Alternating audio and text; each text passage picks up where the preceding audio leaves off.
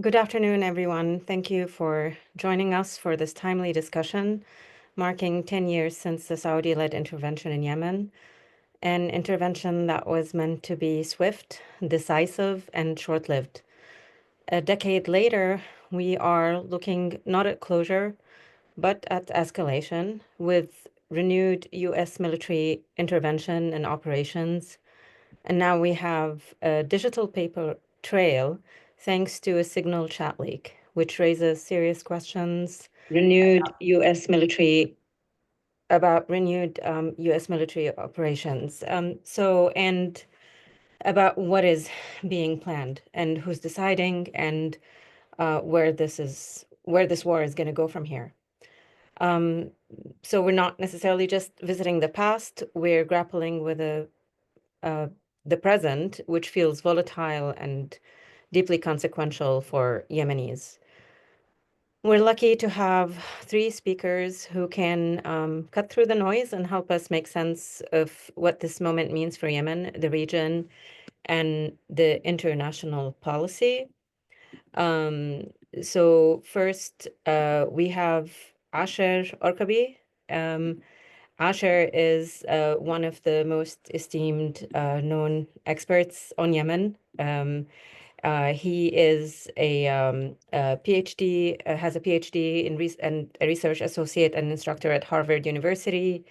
He was previously an associate research scholar at Princeton University and also a fellow at the Woodrow Wilson International Center. He earned his PhD from Harvard University in International History and Middle Eastern Studies and is the author of Beyond the Arab Cold War, The International History of the Yemen Civil War, which was published by Oxford University Press in 2017, and Yemen, What Everyone Needs to Know. Over the course of the current conflict, he has contributed to Foreign Affairs, The National Interest, and many other publications, and has commented in both English and Arabic media.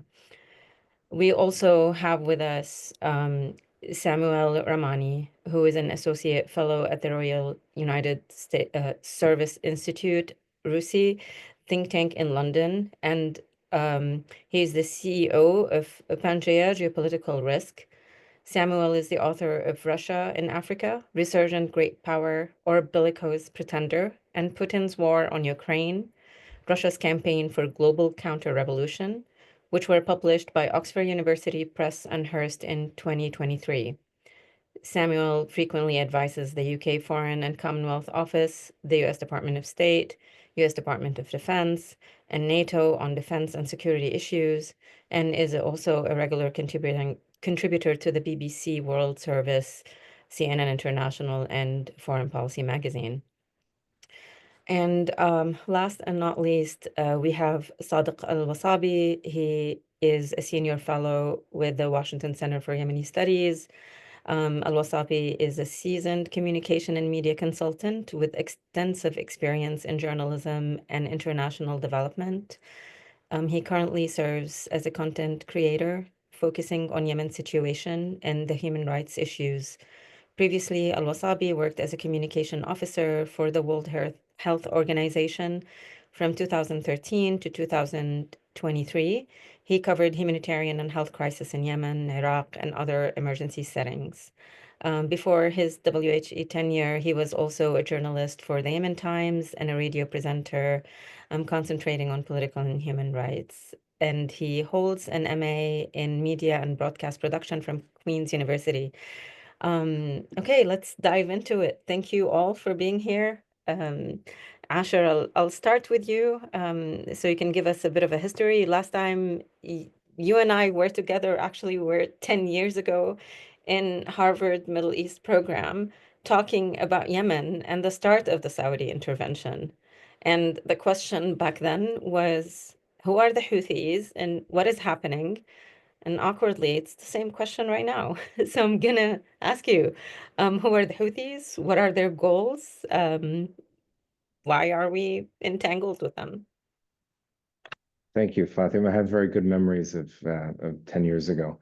And in fact, the answer hasn't really changed. What's changed is the regional dynamics and the international world and the way that they've approached Yemen.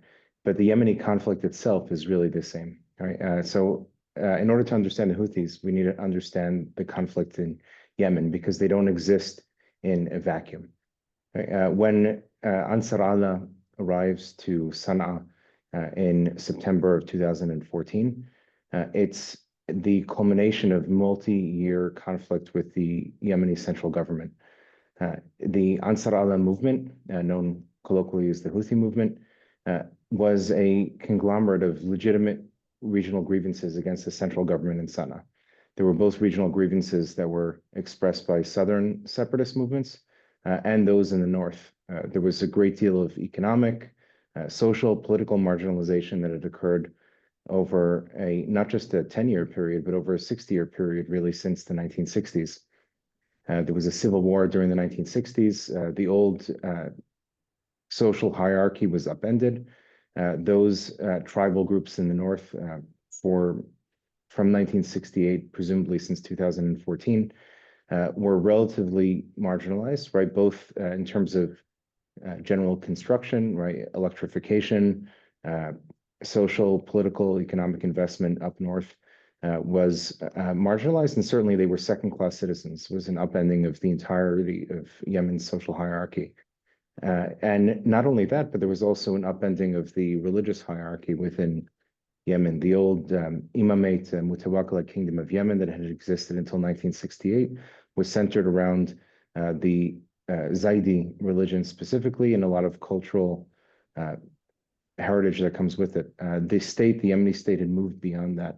And then all the way up until the downfall of the state after the Arab Spring, many of these grievances, northern grievances in particular, came to the front as the central state splintered and fell apart. Ali Abdullah Saleh was taken down from power. And the Houthi movement, which ultimately came to Sana'a, was part of this culmination of northern grievances.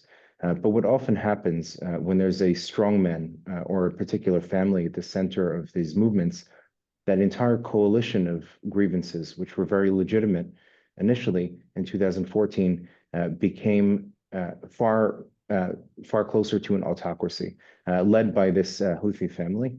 And over 10 years, that Houthi family and the Houthi movement metastasized into a very negative movement. All of those original grievances were not addressed to the same extent.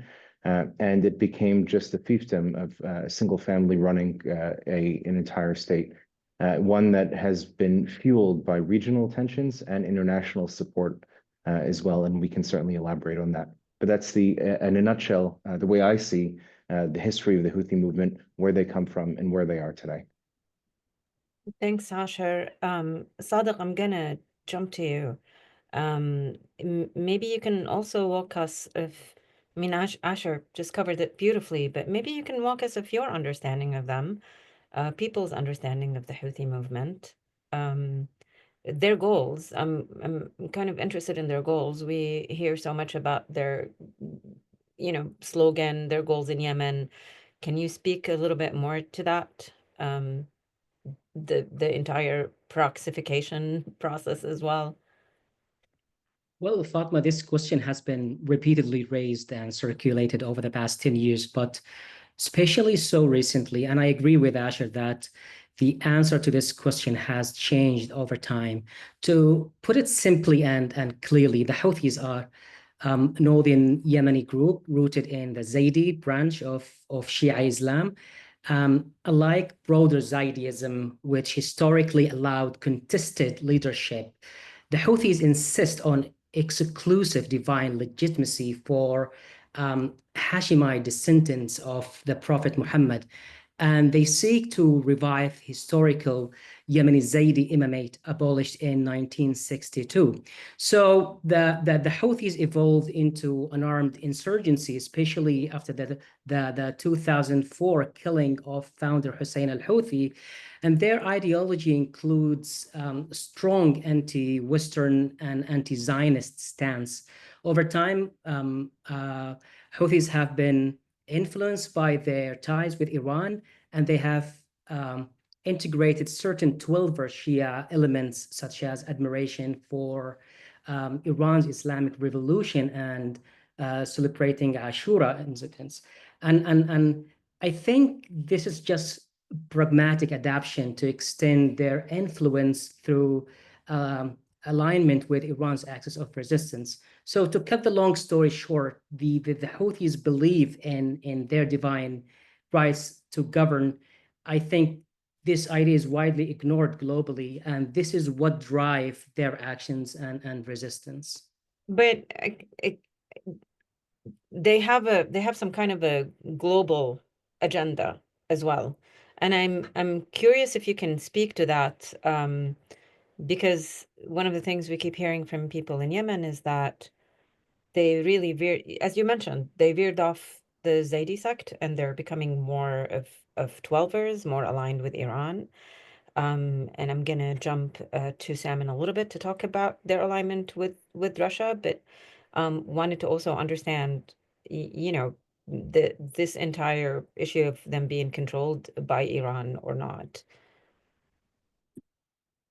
So yeah, the ambitions of Houthis is not restricted locally, and we can see in their statements that they have ambition also to govern and to control Mecca and Medina and to storm Riyadh, but also in the mentality and the ideology of Houthis, they have firm belief that they should govern and rule the world, and for them this is a divine right, and they firmly believe in this ideology, and this is what drives fighters of Houthis to go to the battlefields and fight.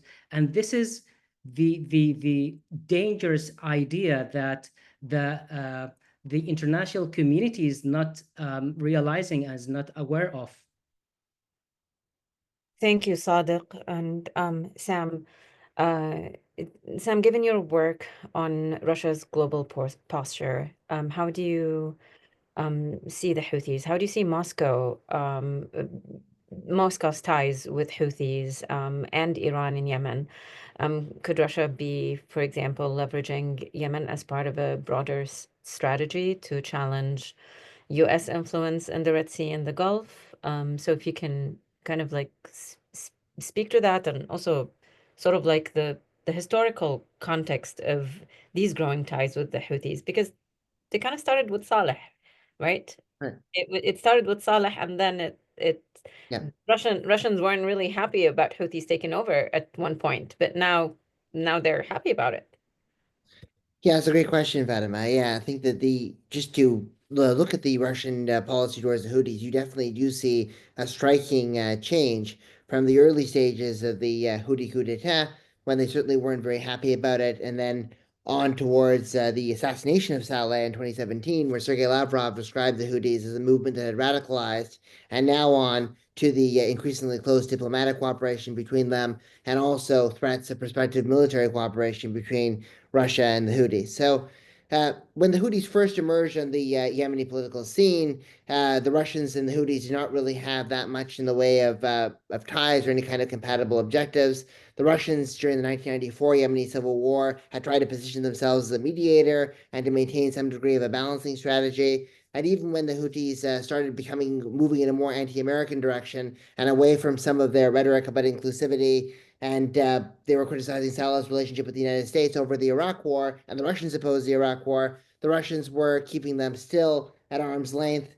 And we saw that kind of repeat itself during the Arab Spring, when the Russians were typically supporting authoritarian stability across the region, and they would have favored the retention of Saleh. They acquiesced to the replacement with Hadi because that was a president going on to a vice president, but they certainly were not supporting any kind of grassroots movements that would be promoting revolutionary change in a more radical fashion. That's why the Houthis were kind of also shunned, because they represented the threatening aspects of the Arab Spring and the militarism that occurred in the region. And but as of 2014 and 2015, obviously, the Houthi rise coincided with the breakdown of Russia-West relations over the annexation of Crimea and the subsequent imposition of Western sanctions against Russia.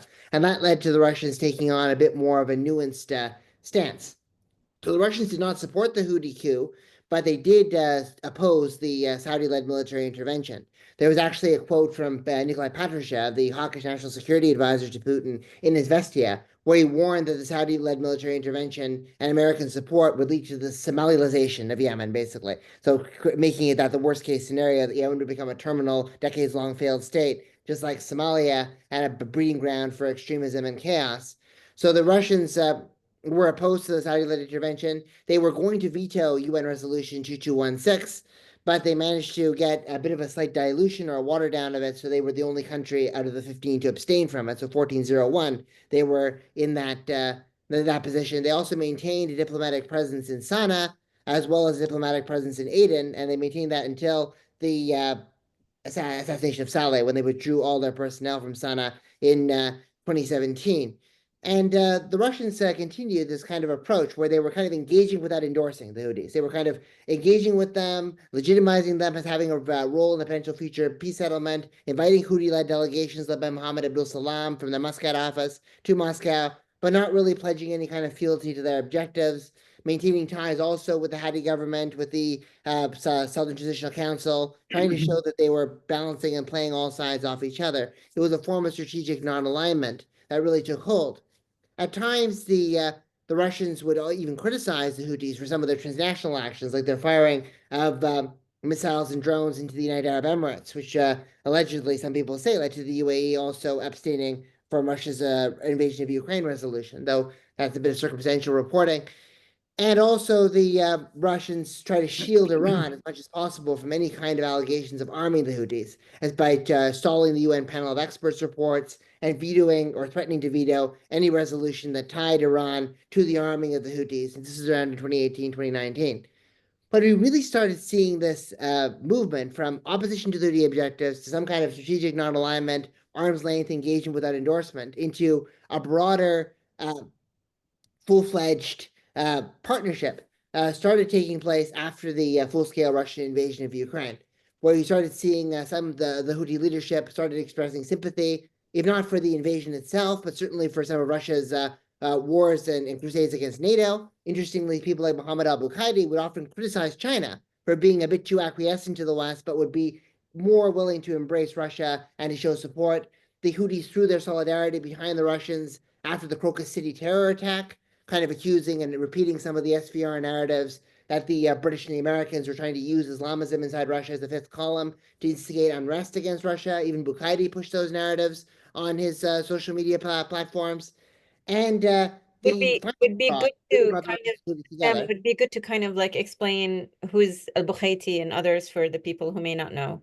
So as you so Mohammed al-Bukhaiti is well, the Bukhaiti family has got pretty interesting branches, right? They got but Mohammed al-Bukhaiti was a member of the political bureau, the Politburo of the Houthis. He's got one brother who's kind of gone the completely other way, but he's got other family members who are kind of supporting him. So he's a senior official, powerful person within the Houthi inner circle and the inner leadership. And up until recently, he had a pretty widely followed X account, which just got suspended.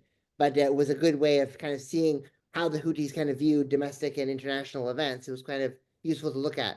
I would follow it very regularly. So with regards to just wrapping up this question up, like with regards to the when the final straw broke the camel's back when it came to Russia supporting the Houthis was when the Americans and the West started greenlighting the supply of long-range missiles to Ukraine. So ATACMS and Storm Shadows and Scalps, and started giving them limited openness to striking inside Russian territory. After that, there were a whole flurry of ultranationalist commentators on Telegram inside Russia, including Sergei Mardan, who's one of the big far-right extremists. He was pro-Iran. He says Iran's going to crush Israel. That was one of his things after October 7th. People like him, various Duma members, various others, urged Vladimir Putin to arm the Houthis and encourage them to strike ships in the Red Sea as a way of retaliating against NATO, using the Ukrainians as a proxy against Russia. And Vladimir Putin alluded to the possibility that we could arm your adversaries at the St. Petersburg Economic Forum in response to the West attacking us, and that's going to be completely legitimate. And then after that, there were some serious discussions about the movement of anti-ship missiles, Victor Bout potentially serving as an interlocutor, though that was not necessarily confirmed, the Russian arms dealer. I think that right now there's some evidence that Russia's intelligence has provided support for the Houthis. They've helped them to some degree with targeting. They've negotiated a settlement with the Houthis to exempt their own ships from being targeted. There was one accidental strike on a Russian oil tanker, but nothing else. But there isn't that much evidence that they've actually, formed a full-fledged military alliance of the kind that the Telegram channels are talking about. But certainly they've drawn closer together. Certainly they're now the partner of choice for the Russians inside Yemen, and Russia would definitely endorse and back them as the de facto authorities in Sana'a and northern Yemen in the event of any kind of longer-term settlement that deals with the final status issues of the conflict. So the Russians and the Houthis do have a strong alignment, which complements and acts as a force multiplier for their broader relationship with Iran. The only thing that I think is holding back the Houthis from the Russians are backing the Houthis even more forcefully is the fact that Saudi Arabia and Mohammed bin Salman made it very clear to Putin that any kind of supply of anti-ship missiles in large quantity would be a red line. And also because of the dependency of the Russians right now on the Emirati financial system, in particular Dubai. So they don't want to be seen as an enabler of any kind of Houthi strikes on Saudi Arabia and the UAE if this conflict eventually leads to a reheating of that vector. So that's kind of how I see it overall. Evolution over time from not liking the Houthis, even though they had some common anti-American sympathies, to now becoming the partner of choice for the Russians. That was an amazing and really thorough overview, and I don't know how you managed to condense it in such a short time. But not only did you speak about Russia, but you also spoke about the Gulf, which is very important and is my next question. And sort of this is to both Asher and Sadiq also to think about this, but we're seeing renewed U.S. escalation at the moment against Houthi targets. And this is definitely, I mean, it happened during the Biden administration when the Houthis decided to rally their masses around supporting the Palestinian cause and launch missiles towards Israel and destabilize the Red Sea. So that warranted a response from the United States. It couldn't have gone unanswered. And ironically, this was a part of the warnings that Saudi Arabia had for the United States for a very long time. And it's also, I'll back up and I'll say this is part of the warnings that the Yemen government had initially against the Houthis, because they were warning that they have expansionist objectives, and they know how to use military because they started with really humble numbers. These are people who are like no more than 5,000 at one point. People estimated they were anywhere between 5,000 and 10,000 when they started back in the day in 2004. It wasn't a big force, and look at them now. So the Yemeni government was saying we're fighting a group that was saying death to America, not costing the US a single dollar. And then the Saudis were saying the same. The Saudis and Emiratis are like, we're fighting this war on your behalf because they're going to destabilize us. They're going to destabilize the region on behalf of Iran. And the US now is doing it directly. I want to go through, Saudi Arabia has some kind of a tacit agreement right now with the Houthis. There's some kind of an understanding. We haven't seen active military participation from Saudi Arabia for a while, but Asher, if you can kind of like let us know some of the critical lessons from the war over the past 10 years. And again, I know when I say 10 years at war, just 10 years from when it started. Yemen is not actively at war, everywhere. Certain areas were definitely liberated and kept safe from the Houthis. But after that, why is it that there was no US support? Why is this reluctant support? Kind of lessons that we can learn from the Saudi and Emirati intervention in Yemen. Thanks, Fatima. I think that the key to understanding the Saudi intervention and what their goals were is to understand why they entered the first offensive. The Saudi offensives was in 2009. First time Saudis sent actual ground troops into northern Yemen in order to put down what was then the Ansar Allah movement. Again, was a very small movement and has since grown into a much larger one.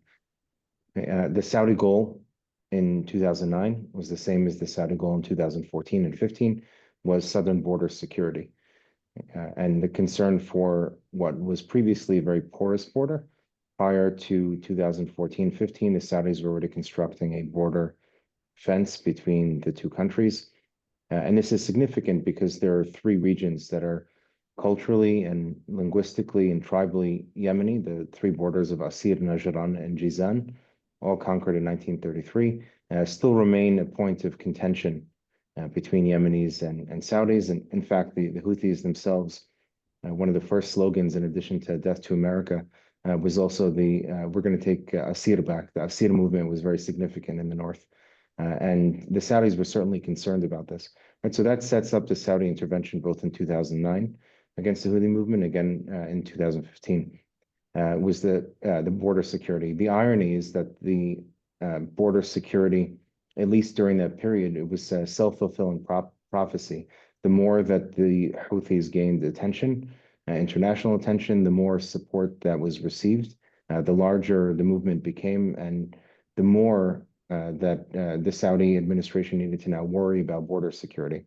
So it's the great irony of Saudi intervention that it may not have actually increased border security, although since 2021, it seems that there's a relative understanding between the Houthi movement and the Saudis that attacks don't occur over that border. And I'm happy to elaborate further into why this happened, why Saudi interventions failed. Much of it has to do with misguided humanitarian aid and international diplomacy. That it seemed every moment that the Houthi movement was on the verge of defeat, it seemed like some international actor came in order to call for a ceasefire to save the movement, which ironically ended up legitimizing them. I'm happy to elaborate on that further if the discussion goes in that direction. Sure. But Sadiq, more or less the same question, but also would be interesting to know. I mean, I remember when the Saudi intervention happened, I got a call from a colleague from a Gulf embassy who said, "Don't worry about it. It's just going to be a few months. We're going to teach Houthis a lesson, and it's going to be swift, and everything's going to be okay." So, um, uh, and the perception, and I think a lot of us were taken aback and thinking, can dialogue happen? There was a lot of resistance at the beginning to the Saudi-led intervention, which, in my perspective, I'm not even seeing that same resistance anymore after a decade of people being under the Houthis. But I want you to let me know, have you seen any kind of shift in attitude? So, in the attitude towards the Saudi coalition, how did this conflict impact Yemeni people? What lessons can be learned from that intervention? Yeah, well, I think over the past 10 years, Yemeni's perception of Saudi Arabia's involvement have evolved significantly.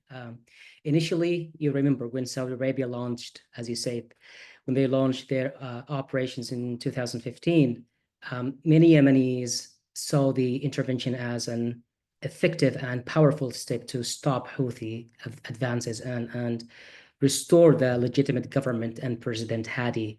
I vividly remember the widespread hope at that time that the intervention would be swift and decisive. But I could say that this optimism gradually shifted to skepticism and disappointment. Yemenis become more and more frustrated by the prolonged conflict and economic hardships. And they also become concerned by a growing sense of dependency rather than real and genuine partnership. So I can clearly sense and read these days the sentiment among Yemenis who have lost trust, not just in Saudi Arabia's intervention, but in all external involvement generally. I can also see the fatigue and distrust in their voices and words. I think they've realized these interventions often prioritize foreign interests rather than addressing Yemeni concerns and countering Houthis properly. And we saw the statements from the US Secretary of Defense, who clearly said that they're not concerned with the civil war in Yemen, but rather with preventing the targeting of a vital waterway. So looking back at lessons learned, I think one of the toughest lessons over these 10 years is that every time a deal was made with the Houthis, it wasn't a step toward peace. I think it was a catastrophic mistake that only made them more powerful. Yemenis are outraged that the Houthis have been emboldened over the past decade by actions not only from the international community and the UN, but by Saudi Arabia themselves. Many now concerned that if the Trump administration pursues similar concessions towards Houthis, it could be the final straw and will empower the Houthis like never before. We kind of know that they will at one point. Today we saw Khamenei's aide signal that they are ready to talk with the United States, so that should be interesting. And I think at one point, you know, given the fact that we're seeing deal making in Russia and the Ukraine, it sort of like speaks to the imagination of the current administration that could, you know, and especially an administration that had once struck a deal with the Taliban, that this is really not far-fetched. So, and I think the US administration sent a pretty strong message when they said that they don't want to get involved in the civil war in Yemen, that they don't necessarily want to dislodge the Houthis. Although in the Signal chat group, it was really clear that they were targeting their leadership, which was an interesting thing to see. So maybe with that, I'll jump to ask Samuel, sort of like, do you think, you know, with the current US approach and the failures that we've seen over the past 10 years, in which we've really couldn't, where we saw the Houthis' power grow, do you think the Houthis can be contained? Well, that's a really good question. I mean, that there obviously are two sides of the coin now in Washington when it comes to the what to do with the Houthis. There's one group of people who basically say that there's no military solution, they cannot be defeated. After all these years of strikes, they've just been getting stronger. But on the other side of the equation, there are those who do believe that military strikes can deal a decisive blow, potentially further contribute to a spiral that parses the discontents maybe in the Houthi controlled areas from the Houthi leadership. And maybe it's also, as Asher noted, it's been the role of the international community to kind of empower the Houthis by calling for ceasefires and by calling for a lot of measures that benefited them at times when they may have actually been potentially in a weaker position. So really, time will tell whether their military intervention is accurate and which of these two perspectives is more willing to come true. I mean, certainly it's possible that the military strikes, depending on the level of intelligence, would be able to degrade some of their long-range missile or drone storages or other things that would be interesting. I don't think that at this point in time the Houthis are going to try to broaden the conflict into something more regional. I think that we saw, for example, in the middle of last year, there was a moment where the Saudis and the Americans were pressuring basically the central bank of Yemen, right, in Aden, to limit financial restrictions on the Houthis, right? And the Houthis warned that they would go to war with Saudi Arabia and their allies, which implicitly meant the UAE and many other Gulf countries, and possibly even stepping up further their attacks on Red Sea infrastructure if that was not removed. In the end, there was an economic de-escalation accord between the Yemeni government and the Houthis, that some people said was brokered by the Saudis, and that whole thing kind of dialed down. So I think that the Houthis will, obviously these strikes can play a role. I think the Houthis are kind of pragmatic and canny enough not to go overboard, not to go completely ballistic and start a regional war that might lead to their further detriment. But I also think that a combination of sustained economic pressure, cutting off their transnational networks, which I think is really important, dealing with supporters and enablers, not just in Tehran, but also in Baghdad, their relationships, degrading Hezbollah also is a benefit for them. The fall of Assad is also a benefit for weakening the Houthis, and their legitimizers, which are Russia and China, will play an important role in weakening them. And the combination of military pressure, the disconnect between the Houthi leadership and the elites, the abandonment of some of their ideologies, like even their protection of Zionism and movement towards Twelver Shiism in alignment with Iran, the authoritarianism, the repression in their areas, the inability to crack down on corruption, which is something that was important for their rebellion against Hadi. All these type of things could eventually lead to the movement kind of imploding from within, in a grassroots fashion. So we shouldn't be looking at military options as the only solution, but we should also not regard them as completely ineffective, because they, combined with other measures, might lead to a more complete outcome where the Houthis eventually do find their grip on major cities unsustainable. And as we saw with Assad in Syria, not saying that this is going to happen here, but we saw with that, regimes that don't have popular legitimacy, that are backed by external powers, and have a lot of the sclerotic elements that we saw, can fall very, very quickly and unexpectedly. So we should watch and see what happens. That's like music to a lot of people's ears, because it's what a lot of Yemenis have been talking about. I mean, Hashir, I want to ask you, do you think this movement can actually crumble from the inside? And again, that's a question for both you and Sadiq. I mean, I remember, again, like going back to 10 years ago, or maybe 1 year after the war, or after the intervention, you were talking, and you brought up a picture of Ahmad Saleh, and I thought, he doesn't know what he's talking about. There was just a revolution. This cannot be real. But you had an interesting forecast. And maybe if you can talk to like about all of the current dynamics, openings for other groups. There's a lot of concern about a leadership vacuum in Yemen, because the anti-Houthi alliance is not that strong. So they're strong in one objective, but we don't know what's going to come next. So if you can speak to that, that would be great.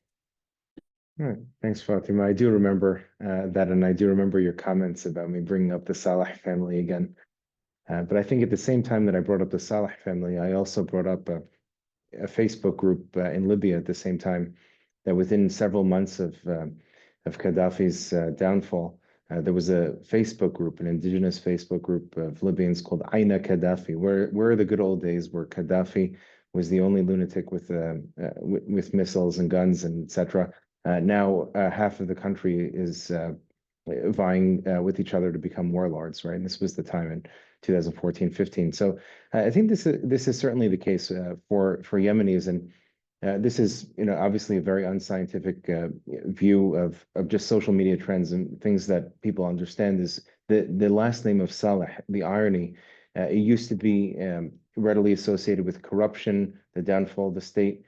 But now the idea of somebody from the Saleh family coming back into prominence is something familiar, right? It almost seems like it's something that can provide a degree of stability.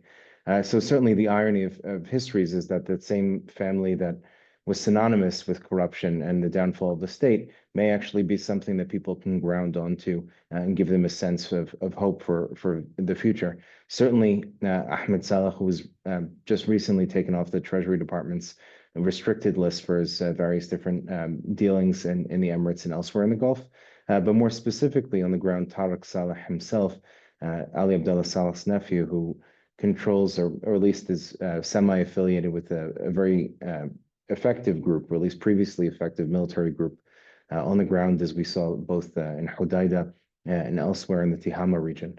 And so there certainly is a possibility that on the ground military forces would be given the green light once again. They were given the red light on numerous occasions by international organizations, whether it's UN special envoys running into the scene in Marib or in Hudaydah in 2018, and Marib being in 2021, to have a ceasefire only to watch as the Houthi forces, Houthi allied forces, conquered those various regions and took control both of Hudaydah and Marib. There certainly are prospects for anti-Houthi militias and groups to destabilize the region from within, something that Samuel was alluding to. At the same time, you mentioned the fact that there's a leadership vacuum, and I think this is something that the Saudi coalition has been thinking about. If you have a internationally recognized government sitting in a bunch of hotel rooms in Riyadh, you don't have the local legitimacy.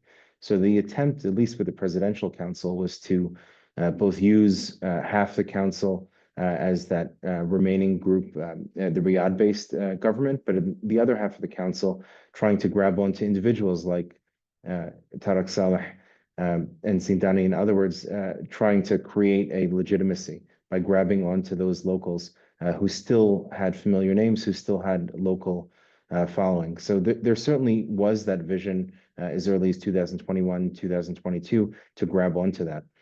I think that the efforts to pull down the Houthi regime from within hit up against the brick wall on October 7th, when the Houthi regime noticed or made the correct realization that they can use their propaganda to gain legitimacy amongst the Yemenis. They can actualize their propaganda of death to America, death to Israel, and it'd be far more difficult for the internationally recognized government in Yemen to challenge the Houthis.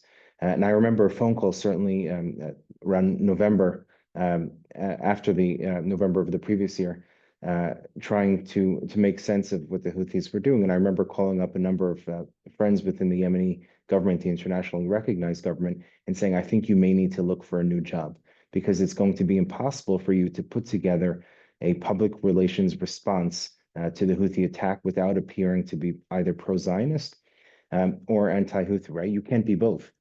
So they played, the Houthi leadership that has played this game. They played it well. They grabbed onto something that they can create from within a new degree and level of popular legitimacy. It's possible that under the current administration in DC, they may have overplayed their hand. And they may be pushing their own legitimacy a little bit too far.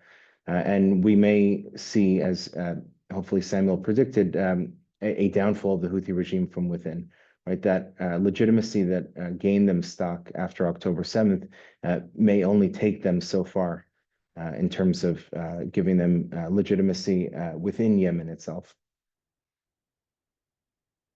Thank you, Asher, and that's a really good point. And also, Yemenis are aware that they are being used for this purpose, that the Houthis are, I mean, it's heartbreaking because when you see these demonstrations after Friday prayers and, you know, tens of thousands of people filling the street and chanting death to America, they are being terrorized to say that. And if you are not in the square to express that opinion, then, you know, you don't receive your gas canister, you get thrown in jail. You know, they have so much power on the ground to mobilize people, use them in such a way. And, you know, I know a lot of people that I speak to, they say they don't have any other choice but to be there and attend. So it's this monopoly of power that they have is quite serious. And people are, you know, fed up with it.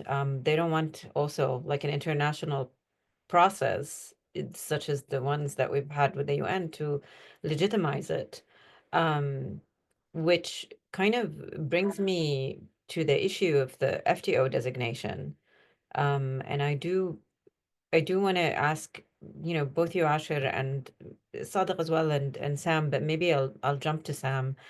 Do you think this FTO designation is going to be helpful in terms of weakening the Houthis or achieving any objectives that is set to do? Yeah.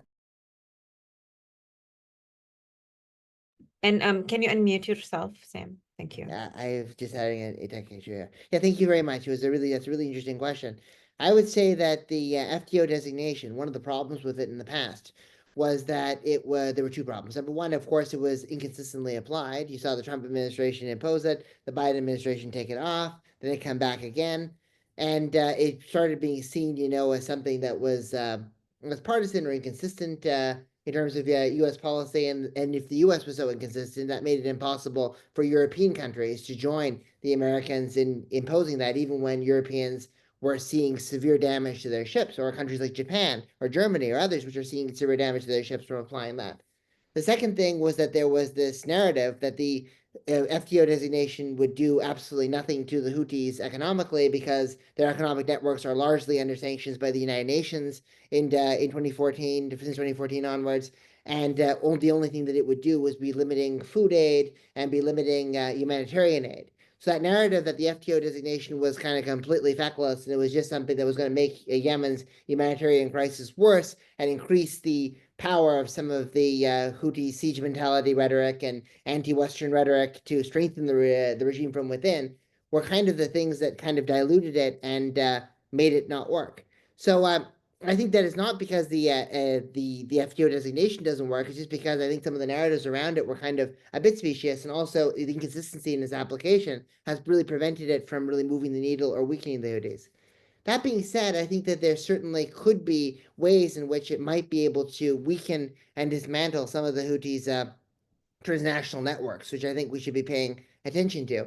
I don't think for now it's going to do anything to dilute the Houthi relationship with Russia, because Russia has kind of viewed movements like the Houthis as a national liberation movement, very similar to how they view Hamas, or they view Hezbollah, or they view others. Like they see them as like a Lebanese nationalist movement or a Palestinian nationalist movement fighting against imperial aggression from Israel and from the West. It's very Cold War-esque, it's very Soviet-esque, but it's still what you see coming from officials in Moscow when I talk and engage with them over the years. But it may actually do something to impact the Houthis' relationships with some other countries. I think we should also be playing a potential role in watching how this designation impacts the Houthi relationship with China, because some of these, because one tranche of the Chinese sanctions that dealt with oil to Iran also dealt with the supply of China and oil and imports and economic cooperation with the Houthis. So and China historically has had a degree of caution sometimes when it's pretty clear that they would be within the firing line of secondary sanctions, whether that be their temporary scale back of purchasing oil from Iran after the maximum pressure campaign, whether that be an arm's length stance towards North Korea arming of Russia, only kind of using Qingdao port and some other vessels to kind of support it, and also reluctance to enable the Russian shadow fleet. That could lead to potentially China distancing themselves. And we've already seen a situation where China did pursue oil extraction agreements with the Houthis, only to pull them back about a week later. This is about 2 years ago. It was in 2022 when they were concerned about the risk of an FTO designation coming. Another country that I think we should be paying close attention to how this FTO designation might impact it is the Houthi relationship with Iraq, because the Houthis have been present in Iraq since 2011. You saw an establishment of a relationship with Haider al-Abadi's government, and the Houthis have obviously robust ties with Kataib Hezbollah, Harakat Hezbollah, al-Nujaba, and other the Badr organization and other Iranian proxies, and they've used Iraqi logistics and Iraqi intelligence and some of the intelligence sharing hubs there to help and assist some of those strikes against Israel. That's something that one of my Rusi colleagues has written about. I recommend you look at that report.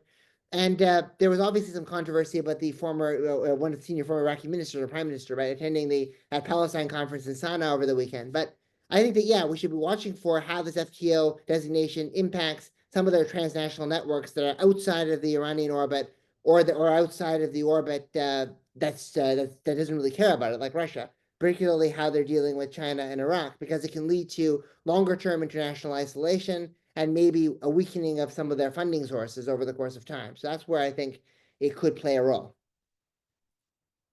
Thank you. If anyone wanted to weigh in on that question, otherwise I'll move to Asher, please. Thank you. So let me just follow up on Sam's question just for a moment relating to humanitarian aid in particular. And I think that the terrorist designation, the FTO designation is significant because it does cut off, specifically because it does cut off that humanitarian aid and food aid pipeline. And that's significant because most of the benefit of the food aid pipeline, humanitarian aid, is actually being benefited by the international NGOs, the INGOs. NGOs like Oxfam and many others have taken full advantage of the humanitarian crisis in Yemen to increase the amount of donations that are coming in with significant overheads for their general operations, with only honestly pennies to the dollar that actually end up in Yemen. And it's not necessarily a positive model that's being used. A lot of the INGOs, even UN World Food Program, food dumping on Yemen. It's created a great deal of harm for Yemeni farmers that for centuries have produced the wheat. Yemeni farmers take a great deal of pride in their ability to grow food in the breadbasket of the Arabian Peninsula. And by dumping food on Yemeni farmers, you're pushing them into a cycle of poverty, and one in which has gotten worse as the amount of food aid is increased, and ultimately as Yemeni farmers can't compete with free food. But I think the largest problem here is the fact that humanitarian foreign aid has really enriched a lot of the Houthi warlords, Houthi allied warlords within the country, those who are able to control the network, the transit of humanitarian aid, food aid, have enriched themselves in a very significant way, and also a way that's created and funded partially this authoritarian government. So that international hegemonic way of delivering humanitarian food aid, if the FTO does anything to cut that off, I think that would be fantastic for Yemenis, because you can really push a lot of the localization. A lot of the localization that happens far more efficient, actually supporting Yemeni farmers and supporting some very high quality indigenous Yemeni groups, rather than constantly dumping aid in a way that's irresponsible, and ultimately disincentivize any end to this conflict, because there are people who are gaining a great deal of wealth, and you've created artificially through this humanitarian aid, you've created one of the largest sources of national product, the GMP for the entire country. And that's really unfortunate for those of us who've been to Yemen, who understand how the country runs, to see what the humanitarian aid and food aid has done to the local economy. It's really, I think that is the greatest travesty that's happened throughout this entire conflict. So the silver lining of the FTO would be hopefully there's a rethinking and a recalibration of this international humanitarian aid model that has really been relatively negative. Thank you, Asher. That was very well put. And Sadiq, probably on the same point, because a lot of people were making the point that UN personnel are getting kidnapped. The aid is actually also not reaching its destination. So if you can speak to us on the impact on that level, in terms of, the FTO sanctions on the Houthi leadership, and its impact on the humanitarian issue in Yemen. And unmute yourself, please. Yes, Fatma, this point is really tricky. Looking back at 2017 and 2018 during the Stockholm Agreement and the heated discussions on famine, and Houthis were pushing hard to stop advancement toward Hodeidah, and the card of famine has been used. Then 2 years later, when they were redesignated as terrorist organization group, they pushed hard to lift this designation, and they used their lobbies, and they used their media arms and think tanks to convince the international community about the devastating impact of this designation. But now the factors have totally changed. Any discussions about the humanitarian impact are seen as defending Houthis and trying to and helping them avoid these sanctions and designation. So what has been pushed in 2018 or 2020 is not applicable now in 2025. And also, there's another factor. There's no Saudi airstrikes, which make it so challenging and difficult for Houthis to convince the international community to stop these airstrikes. Now, with the U.S. and Israel airstrike going on Yemen, Houthis find themselves like in a very critical situation. They lost allies and they lost even the Western media that for a long time defended Houthis, even indirectly, and pushed for a narrative that served Houthis. All of these factors are not there these times, and I think this is one of the most difficult factors Houthis are facing. So the discussion about whether FTO redesignation would cause humanitarian difficulties is really sensitive, and even the UN agencies and international organizations become wary about this discussion.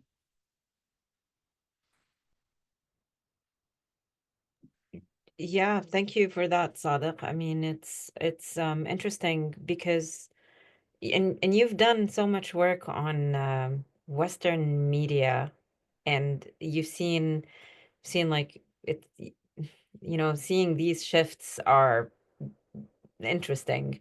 I mean, I was wondering if you wanted to talk to us a little bit more about kind of like Western media analysis and perception on the conflict, and how it affected Yemen's war, because just the coverage back then is so different than the coverage now. And as a communication specialist, and you see the communication messages that are coming out of the Houthi areas as well, they're not been very helpful.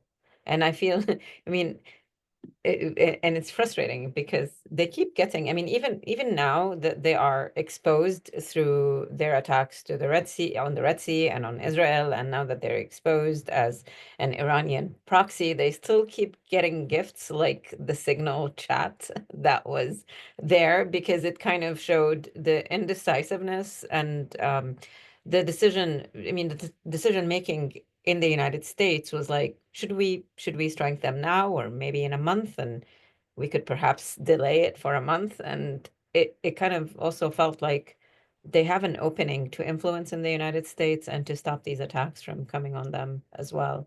So that indecisiveness that was seen at the highest of levels, the lack of strategy and urgency is such a, I think it gives them the breathing room, because when they're seeing this, they're going to go like, oh, we're in it for the long game. We still have time to play, if they can't make up their mind about who we are and what we're doing. Yeah, Fatima, I can confidently say that for years, our narrative as Yemenis has been hijacked by those with a clear agenda, political agenda, and the price paid by the Yemeni people has been disastrous. And because Houthis have used this narrative in their favors, and they recruited children, and they in their recruitment sessions and literature, they use the Western media reports to prove that the world is standing with us. So different pieces and articles paint the Houthis as heroic freedom fighters, clearly, and Western media and leftist policy circles have repeatedly aligned with the Houthis, even if indirectly. And the Houthis' crimes against Yemenis, like blowing up homes, recruiting children, planting landmines, and other crimes, have been underreported and or misrepresented and ignored by the media, by the Western media. And ironically, some crimes of Houthis were even portrayed as acts of resistance rather than crimes against Yemenis. So I think many media campaigns in the West have hijacked the truth for political agenda, especially against Saudi Arabia. And as Yemenis, we pay the price of the hatred of some media outlets and their calculations against Saudi Arabia. I think as Yemenis, we need to restore our narrative instead of letting others spreading misleading narrative that helped in empowering the Houthis and prolonging the war.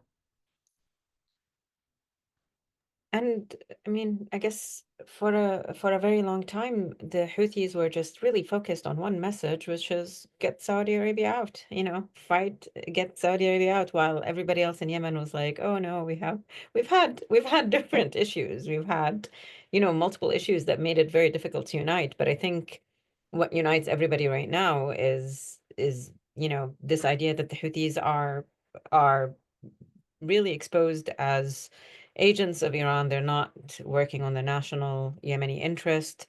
They're not making friends with anybody in the region. They're making friends with an alliance that is catastrophic and bringing bombs and airstrikes into the country.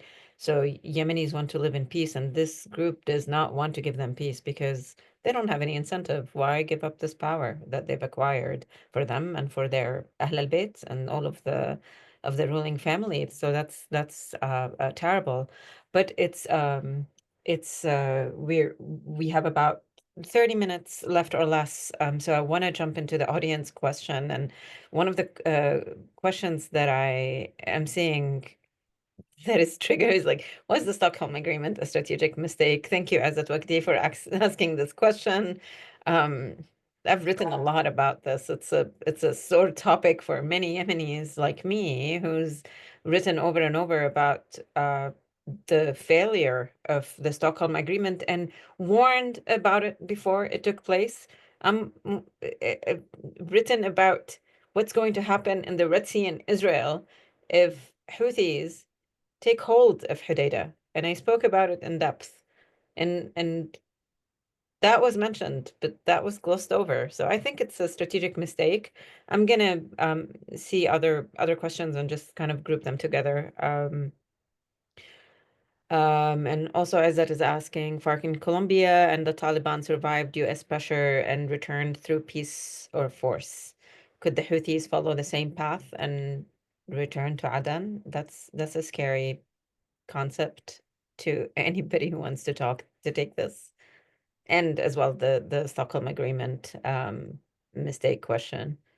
Another question from Jamal Essa is, does the Yemen military actually have the green light to move in and take back some territories while the airstrikes are happening? Or are they not permitted to move an inch? And that's a bigger plan to have, I think, a commentary here, to have Yemen and Yemenis suffer longer and longer. So so these are the current questions, is about military intervention, which is kind of complex given Saudi and UAE's role. And as it's a great question on, surviving the US pressure from the sanctions. Any volunteers to take these questions? We'll start with Asher. Fatima, the entire Stockholm Agreement was worth it just for the photo ops. The miskin, the poor Yemeni delegates who had arrived to Stockholm in the middle of the winter. It was freezing cold. Many of them have never experienced temperatures anywhere below the freezing mark, and then had come there and thought, what kind of Jahannam were we brought to in the middle of the winter to negotiate on Yemen? It was kind of ironic. But that being said, this was one of those moments during the past 10 years where it seemed as if the Houthi movement had reached an endpoint. The conquest of Hodeidah by anti-Houthi forces looked as if it would become a reality. And that would have been a financial blow, but also a legitimacy and power blow to the Houthi movement. The UN intervened, perhaps misguided intervention and misguided diplomacy in the name of creating a ceasefire and protecting against civilian casualties, which again, ironically, created even more civilian casualties as the war then spiraled out of control after that point. But the Stockholm Agreement gave the Houthis an equal seat at the negotiating table and gave them, in the eyes of the international community, a great deal of legitimacy, which made them an even more attractive ally to Iran, to Russia, and many others. So that's just a short piece in Stockholm that I think is one of those turning points. And certainly, Fatima, you've written extensively about Stockholm. But in terms of today, I don't, again, this is just reading the tea leaves. I can't see a way in which ceasefires are enforced in 2025 the same way that they were in 2021 and in 2018. If there is a renewed campaign on the ground, as these airstrikes are going on, even if there's actual coordination between US airstrikes and individuals, again, like Tariq Saleh, there may be that kind of, at least Tariq insinuates the fact that they're being coordinated with him. So there could be a possibility in which the airstrikes are timed to coincide with military movements on the ground. And I don't see that the global appetite is there for further legitimizing the Houthis if there is a renewed conflict in any of the flashpoints like Taiz, Hudaida, or Marib.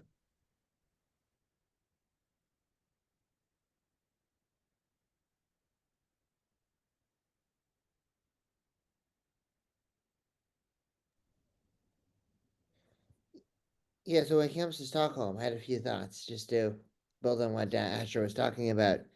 Um, yeah, I think that it was obviously a problem with the lack of enforcement mechanisms, right, on the ceasefire violations, and on also there were a lot of just in general, questions about that weren't unanswered. Like for example, the Houthis were able to claim that they were able to withdraw from Hodeidah and then transfer some of their uh, control of those ports to local surrogates and to locals. Militias that were aligned with them, and then there wasn't really a key way to enforce that. There also were some issues as to who would control the ports in Hodeidah after the Houthis were supposed to de-escalate and escalate and go get out of the conflict. The United Nations, from Martin Griffiths and the humanitarian side to the mission to support the Hodeidah Agreement, really didn't have, the kind of resources or the kind of administrative structures or efficiency that were able to promote the delivery of humanitarian aid or to regulate the ceasefire. I mean, there were so many ambiguities that were built in. There was an inefficient UN structure, and there was also a lot of questions and loopholes that the Houthis were able to, in particular, exploit that really prevented it. But I think that moreover, which is what's going to make a ceasefire hard then, and also making a ceasefire hard now, is just the severe level and complete lack of trust between the warring parties inside Yemen. Right? Automatically, I mean the Houthis were viewing every coalition airstrike elsewhere as some kind of a way of undermining the Stockholm Agreement, and the Yemeni government was basically claiming that the Houthis were just using their position in Hodeidah and laundering the humanitarian aid that was going there to strengthen their military position elsewhere and handing over their resources to proxies and surrogates.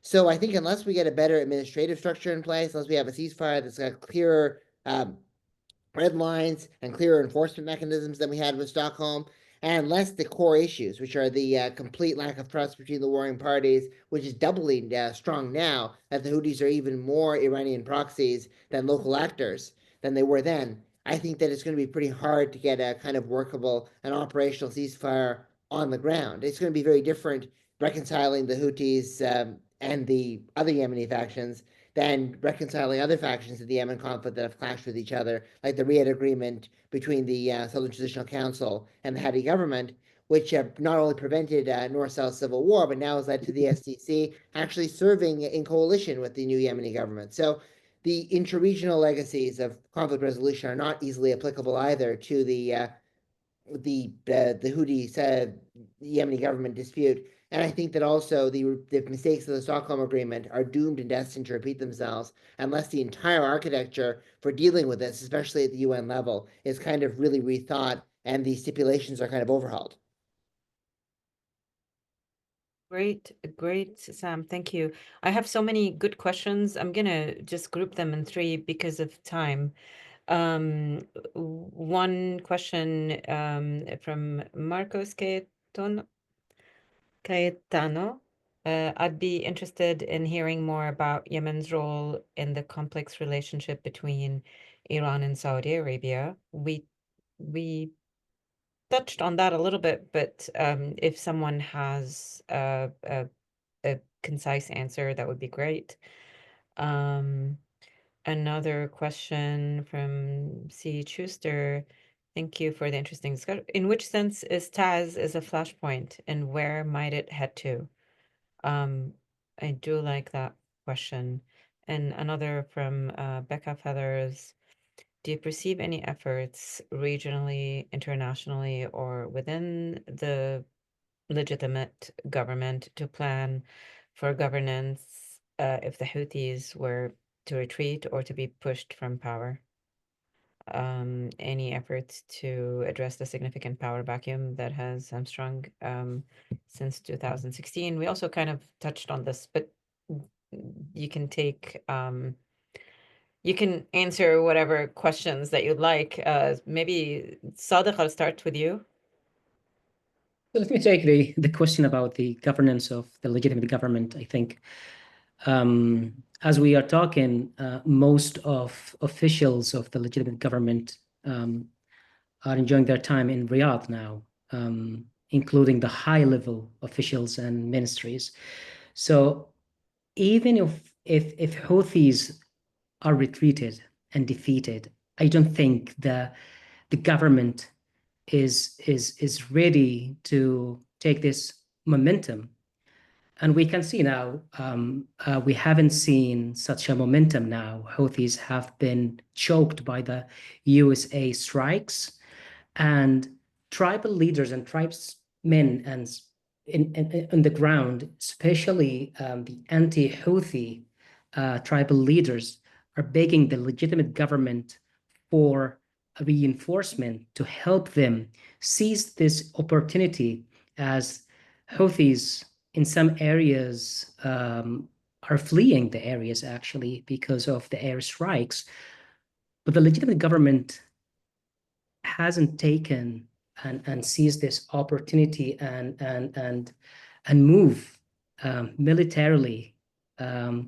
So this is the wrong time for the legitimate government to be based in Riyadh.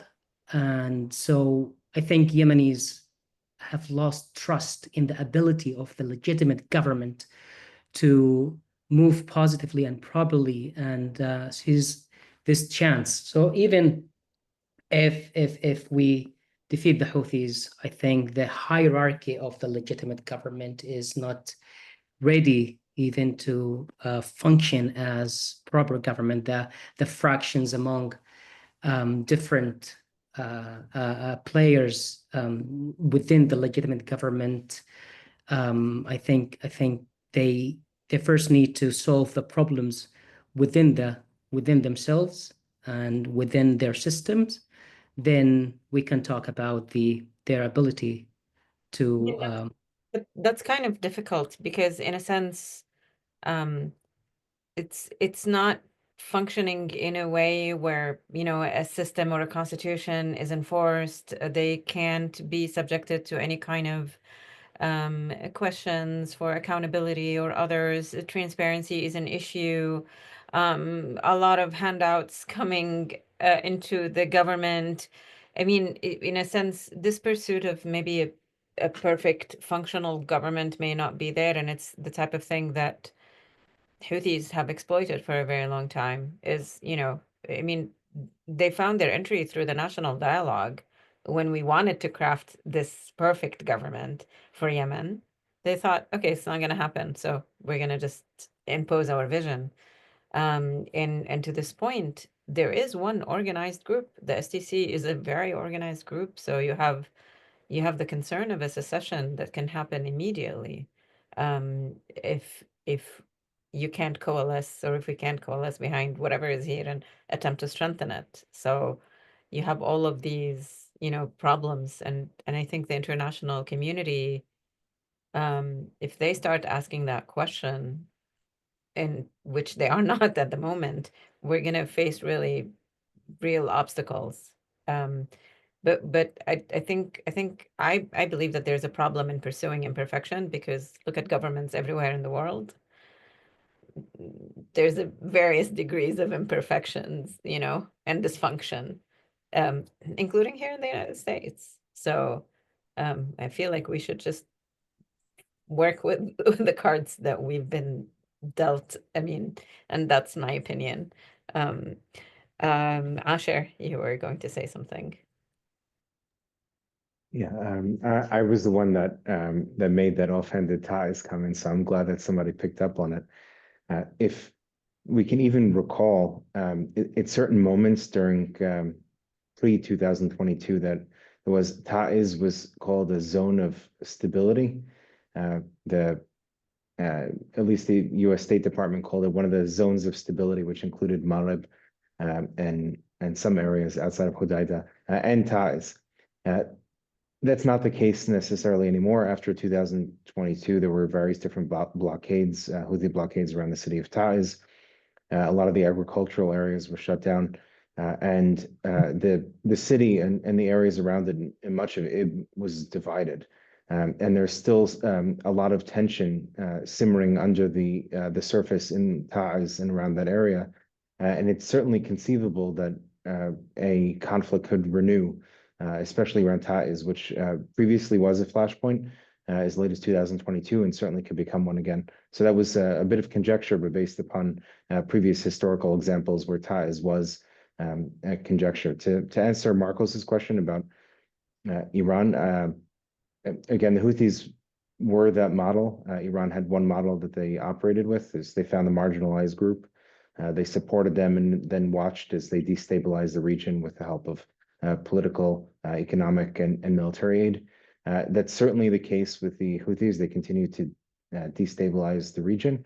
But at a certain point, as we've seen in the past few weeks, even Iran is beginning to distance itself from the Houthis, because there's a serious concern in Tehran that any Houthi action can have repercussions not only on Sana'a, but on Tehran as well. And in terms of the last question of what could potentially happen, it's something that I began speaking about in 2015, that it seems that Yemen is never going to return to its 1990 form. Right? There was this kumbaya moment in 1990 where North and South came together. Everybody was singing in the streets. And then that quickly fell apart in 1994 with the Second Yemen Civil War and a fissure between North and South. And that really hasn't healed. And Yemen, prior to 1990, was never a unified country. And I think it'd be very difficult to get back to that point. So in many ways, you see autonomous groups within Yemen. Fatima mentioned the Southern Transitional Council, previously Al-Hirak. Al-Junubi has a very significant identity. They have a shared culture, political ideologies, very different than that in the rest of the country. And then you have Hadramis, who have prided themselves in their autonomy for centuries. And then you have the northern regions, right? So I think there's three real regions that happen over here. And in many ways, that can be a federalist system, right? A weak central government with three autonomous regions seems to be the direction in which the country is headed.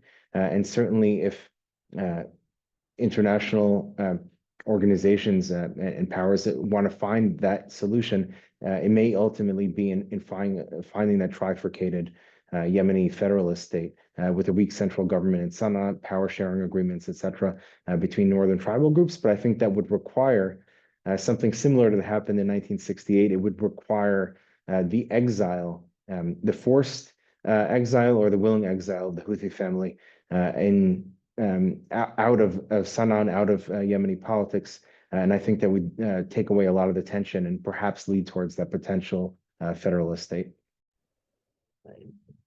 Yemenis are hoping that they would have the same kind of fate as Bashar al-Assad, because no one thought that he could be dislodged this easily for some reason. I mean, and especially with the way that the Syrian structure have worked for a very long time, with mukhabarat being everywhere, and having this system that was decentralized system of governance that is very close to the Houthis, to be honest, where they have, you know, their supervisors and others that are taking control of the country. And to see all of that just change in Syria is kind of like it breathed some hope to Yemen. Sam, did you want to comment on any of the questions? Yeah, a couple of quick points. It was really interesting from the others, but just a few things. I think that definitely we're looking at ties being an area where there could be an escalation between the Houthis and their domestic rivals. We're also seeing Taiz being a place where there's also a rise of anti-Houthi sentiments. So we're seeing some signs, for example, that the people who are sieging Taiz cannot break the Israeli siege of Gaza, like being one thing. There's been a lot of allegations that the Houthis are deliberately targeting Sunnis in Taiz and are not just trying to target in a sectarian fashion, and that's kind of creating frictions. The Houthis also have been accusing the United States in some of their strikes of also hitting the area. So I think that there's a lot of information warfare that's going around over here, and the Houthis are definitely escalating in Taiz. There's definitely been escalation, I think, we've seen since November, December of 2024. But whether they'll be able to actually gain traction there, break the impasse, recapture the city, get to a situation where they're fully, you know, in control is doubtful, because I think there's going to be a lot of local resistance, even if they did make a more concrete military breakthrough and secure the area. And that could be a prototype or a view for local resistance in other areas of Yemen, like we were talking about in the scenario of local elites and local people kind of breaking down the Houthi movement in an unexpected, quick fashion. With regards to the Iran-Saudi relationship, yeah, I mean, Yemen obviously remains a sore point in that. I think that on the one hand, the Saudis are relieved and are that the Houthis have not directed their missile strikes on Saudi oil facilities again and have not really crossed the border. But certainly, there is a lot of discontent in Saudi Arabia towards the way in which Iran has handled this relationship with the Houthis. And we really saw that, I think, when Turkey Faisal made an interesting speech at Chatham House. And he is a former Saudi official. He's got some license to talk.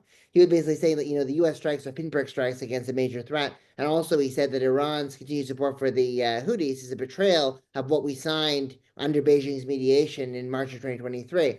So that goes to tell you that even though the Houthi-Saudi conflict has not heated up at this moment in time, Yemen remains still clearly a major and sore point between the Saudis and the Iranians. And we see the Saudi commentators, we see ex-Saudi officials being much more vocal and hawkish about this than the current realm of Saudi officials, which are being a bit more cautious and just don't want the spillover to happen. So I do think that Yemen down the line is going to be a major area of contestation between Riyadh and Tehran, and also I think potentially between the Emirates and Iran, particularly when you look at how the STC, even early in 2024, when the Red Sea shipping attacks happened, were publicly calling for not just airstrikes against the Houthis, but also a potential international ground coalition against them. So I think that the UAE-Iran relationship is also being tested by this too.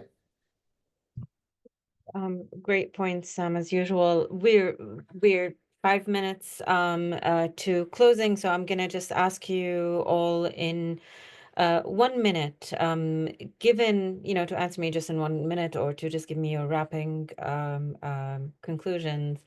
With the renewed US airstrikes on Yemen, do you think the containment could be successful? And maybe a comment on, you know, what the US can really learn from Saudi intervention over the past 10 years.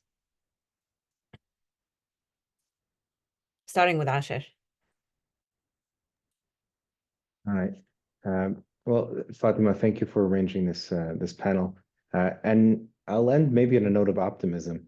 I think that the environment is very different today than it was in previous administration in previous years. The Yemeni people themselves have expressed a great deal of interest in ending this, and Sam alluded to it. But the great deal of optimism that I have is, in fact, there's Yemenis sitting in this digital room, but all over the world, who've been pushed into political exile because of the current Houthi administration. This concern for what happens mab'ad, what happens the day after the war. And I know I speak for one that I would be in the first plane to Sana'a the day afterwards to do what I can for my Yemeni friends, my Yemeni family. And I know that many Yemenis who are extremely talented, like Fatima, would do everything they could to make sure that the country that we love and we've invested a great deal of time and emotion into would certainly be on its way to a much brighter future. So what happens the day after the Houthis? I think that it would be an opening for a much brighter future for the country. So I'll end on an optimistic note. Sam? Yeah, I do think obviously we're at a very parlous moment. I do think that the obviously the re-escalation of the Gaza war is going to lead to a continued reheating of the strikes on the Red Sea. If that hadn't happened, there probably wouldn't have been maybe as many. But then again, there were also many threats that Iran was and the Houthis were playing towards maritime shipping before 2023. So we shouldn't tie all of these threats to the Bab el Mandeb Strait into commercial shipping only to the Gaza war, but certainly it does lead to a heating of the scenario in the short term. I do think that there's still the possibility that the U.S. is using these kind of overwhelming military strengths as some kind of an escalate to de-escalate strategy in terms of maybe engaging with Iran and tying this issue to the nuclear program. After all, one of the Republican criticisms of the JCPOA was that it didn't do enough to deal or did nothing to deal with Iran's other regional activities in Syria with Hezbollah, but with Hamas, with the Houthis. So that could be somehow tied together. So I think that in the short term, there's multiple areas of escalation. There's multiple centrifugal forces. I do think it's going to be getting harder and harder to kind of really see a political settlement that can meld both the sectarian and regional grievances that we have in Yemen. But hopefully, in a future where the Houthis' lack of legitimacy, their beholdenness to Iran, and their internal sclerotic corruption kind of reveals itself, and there is some kind of transformational change in Sana'a, northern Yemen, there can be hope for a brighter and more peaceful future. I know that everybody here will be jumping to help Yemen in that scenario, as Asher said. Thank you, Samuel and Sadiq. Yes, I think the leaked signal message is a clear signal that of how the Yemen war is being managed, or let's say mismanaged by global powers. It's all about quick military hits like bombing Houthi positions to stop their attacks on Red Sea ships without a bigger plan to fix Yemen's mess. So I think what's missing is any sign of involving Yemeni partners properly, including the legitimate government. The government barely gets even a mention in this approach. So the government is totally ignored by the US and didn't give them real role or chance to participate in these operations against Houthis. But also, Fatma, let's not forget the humanitarian aspect of this mess. The situation in Yemen is incredibly tough right now, and with aid just approaching, many families can barely afford a meal, let alone buy new clothes for their children for Eid. So this issue has been buried by the geopolitical news. So Houthis nowadays use starvation, resource control, and fear to maintain their power and recruit more fighters like never before. Thank you, Sadiq. And on that note, I want to thank you all for your participation. It's a very important issue. People's lives are being affected in Yemen, and we really, on that note, we really need the US administration to pay attention to the lives of these people that are being affected by the quick decisions that are taking place. So thank you all for joining us. I want to thank the panelists, the participants, my team at the Washington Center for Yemeni Studies with Marwa Ghamrawi and Julian Ruxel, and of course Abdulsamad Al-Faqih. And you can watch this on YouTube and also on our channels, and there will be a summary of this event. Thanks again, and wishing you all good luck. Take care.